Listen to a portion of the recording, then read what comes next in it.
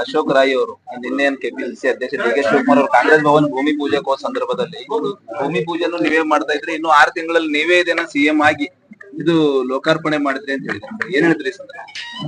ಈಗಾಗಲೇ ಹೇಳಿದೀನಲ್ಲ, ಅದಕ್ಕೆ ಯಾರೇ ಸಿಎಂ ಯಾರಾಗ್ಬೇಕು ಅಂತ ತೀರ್ಮಾನ ಮಾಡೋದು ಹೈಕಮಾಂಡ್ ಅವರು. ಸೊ ಹೈಕಮಾಂಡ್ ಅವ್ರು ಏನ್ ಹೇಳ್ತಾರೆ ಅದ್ರ ಪ್ರಕಾರ ಎಲ್ಲರೂ ನಡ್ಕೊಳ್ತಾರೆ. ಅಕಸ್ಮಾತ್ ಹೈಕಮಾಂಡ್ ಅವರು ಡಿ ಕೆ ಶಿವಕುಮಾರೇ ಆಗ್ಲಿ ಅಂತಂದ್ರೆ ಡಿ ಕೆ ಶಿವಕುಮಾರೇ ಆಗ್ತಾರೆ.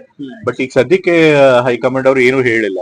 ಸೊ ಹಾಗಾಗಿ ಈಗ ಸದ್ಯಕ್ಕೆ ಯಾವ್ದೇ ಲೀಡರ್ಶಿಪ್ ಬದಲಾವಣೆ ಇಲ್ಲ ಅಂತ ಹೇಳಿ. ಸರ್, ಈಗ ನಿನ್ನೆ ತಾವು ಟೋಟಲ್ 5 ವರ್ಷ ನಮ್ಮ ತಂದೆಯವರೇ ಸಿದ್ದರಾಮಯ್ಯ ಅವರೇ ರಾಜ್ಯದ 5 ವರ್ಷ ಅವ್ರು ಮುಂದುವರಿಯೋದಿಲ್ಲ ಅಂತ ಹೇಳೋದಕ್ಕೆ ಯಾವುದೇ ಕಾರಣಗಳು ಕಾಣಿಸ್ತಿಲ್ಲ. ಹೈಕಮಾಂಡ್ ಅವರು ಕೂಡ ಲೀಡರ್ಶಿಪ್ ಬದಲಾವಣೆ ಆಗ್ಬೇಕು ಅಂತ ಹೇಳಿಲ್ಲ, ಹಾಗಾಗಿ ಅವ್ರಿಗೆ ಮುಂದುವರಿತಾರೆ.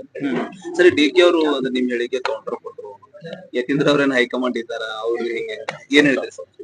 ಹೈಕಮಾಂಡ್ ಏನ್ ಹೇಳ್ತಾರೋ ಅದಕ್ಕೆ ಎಲ್ಲರೂ ನಾವು ಬದ್ಧರಾಗಿರ್ತೀವಿ.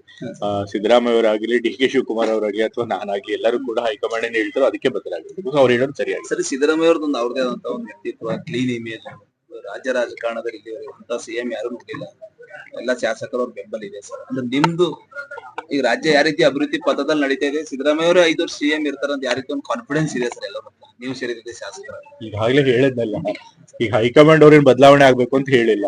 ಸೊ ಹಾಗಾಗಿ ಬದಲಾಗುತ್ತೆ ಅಂತ ಹೇಳೋದಕ್ಕೆ ಯಾವುದೇ ಕಾರಣಗಳಿಲ್ಲ. ಸೊ ಹಾಗಾಗಿ ಸಿದ್ದರಾಮಯ್ಯ ಅವರು ಮುಂದುವರಿತಾರೆ ಅಂತ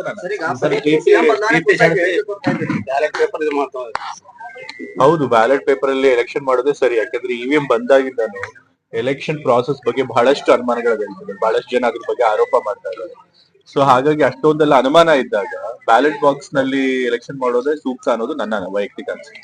ಸರ್, ಈಗ ಪದೇ ಕುರ್ಜಿ ವಿಚಾರ, ನಾಯಕತ್ವ ವಿಚಾರ, ಕುರ್ಜಿ ವಿಚಾರ ಚರ್ಚೆ ಆಗ್ತಾ ಇದೆ ಸರ್. ಎಲ್ಲಾ ಪಕ್ಷಗಳಲ್ಲೂ ಕೂಡ ಇರುತ್ತೆ.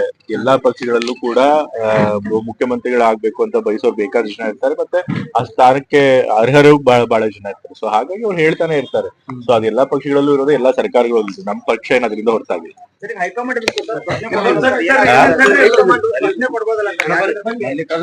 ಹೈಕಮಾಂಡ್ ಅವರೇ ಕೇಳ್ಬೇಕು. ಬಟ್ ಹೈಕಮಾಂಡ್ ಅವರು ಬದಲಾವಣೆ ಮಾಡ್ತೀವಿ ಅಂತ ಹೇಳಿಲ್ಲ. ಸೊ ಹಾಗಾಗಿ